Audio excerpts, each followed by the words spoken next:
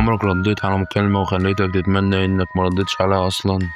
عمرك حسيت إن في حد بيراقبك وأنت متأكد إنك لوحدك؟ القصة دي حصلت لشاب مصري اسمه كريم، واللي حصل معاه خلى حياته كلها تتغير في ليلة واحدة. اسمع القصة للآخر لأن النهاية هتخليك تفكر مرتين قبل ما ترد على أي رقم غريب بالليل. القصة: كريم كان شاب عنده 26 سنة، شغال مندوب توصيل في القاهرة. في يوم من الأيام كان راجع من الشغل متأخر.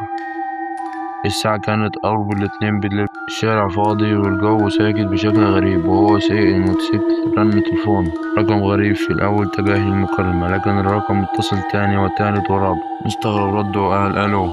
فضل ساكت شوية وبعدين سمع صوت ست كبيرة في السن. الصوت كان ضعيف جدا. قالت: الحقني يا ابني، أنا بموت. كريم اتوتر وقال: حضرتك فين؟ قالت: أنا في البيت القديم آخر شارع النخيل. كريم كان عارف المكان، بيت قديم مهجور من سنين. قال لها: حضرتك متأكدة إن البيت ده مقفول؟ أخدك بسرعة أرجوك. ارجع. كريم وقف بالموتوسيكل كأنه خطأ، يمشي ولا يروح يشوف. هو في الآخر ضميره غلبه وقرر يروح. وصل للبيت بعد 10 دقايق. المكان كان مرعب، سور مكسور وشبابيك مخلوعة والضلمة مليئة المكان. نزل من الموتوسيكل ونادى: يا حاج. مفيش رد.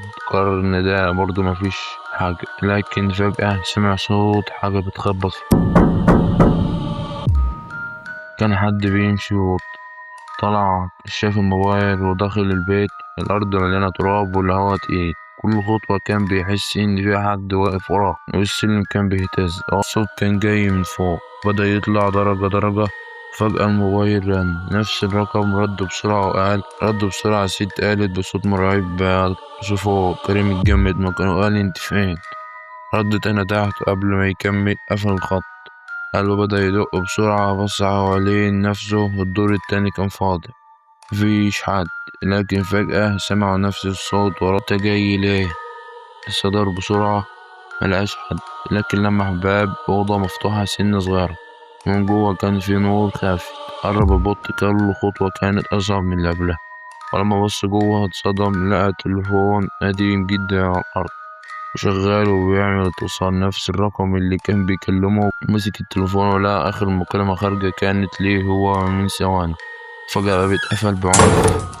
البيت كله اهتز والنور اختفى وبقى في ضلمة كاملة. بدأ يسمع صوت أنفاس قريبة جدا، كأن حد واقف جنبه، لكن مش شايف. وبعدين سمع صوت ست، لكن المرة دي كانت مختلفة. غش إنه مش طبيعي. قال: أنا قلت لك ما تجيش. كريم جرى ناحية الباب، لا الباب كان مقفول. بدأ يخبط ويصرخ، وفجأة شاف ظل أسود طويل في آخر الأوضة، واقف وساكت، وكل ثانية كان بيقرب أكتر. كريم قال إنه عمره ما حس بالخوف بالشكل دي. بدأ يقرأ أي آية حافظها، وفي لحظة الباب اتفتح لوحده. جرى على السلم ونزل بأقصى سرعة وخرج من البيت وركب الموتوسيكل وبص وراه. تاني يوم قرر يروح القسم ويحكي اللي حصل، لكن قبل ما يروح سأل واحد من سكان المنطقة عن البيت. الراجل سكت شوية وبعدين قال له: انت بتقول ست عجوز؟ قال له: ايوه. رد الراجل: الست ديت ماتت من 12 سنة جوه البيت ده. كريم افتكر الصوت والمكالمة وحس إن رجليه مش شايلاه، لكن الصدمة الحقيقية كانت لسه جاية لما فتح سجل المكالمة.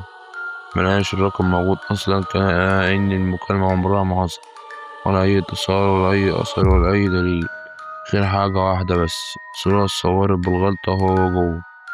ولما كبرها شاف في آخر الصورة ست عجوز واقفة في الضلمة وتبص مباشرة للكاميرا. ومن يومها كريم عمره ما رد على أي رقم غريب بعد منتصف الليل، لأن لحد النهاردة مش عارف هو كان بيتكلم مع مين ولا ايه اللي كان مستنيه فوق في الأوضة. لو ما كان كريم وجالك مكالمة اتصال في نص الليل من شخص بيستغيث بيك ويقولك إنه محبوس في بيت مهجور، تروح تساعده ولا هتقفل الخط وتمشي؟ اكتبوا رأيكم في التعليقات، ومتنسوش اشتراك في القناة وتفعيل الجرس عشان توصل لكم قصص رعب جديدة. سلام.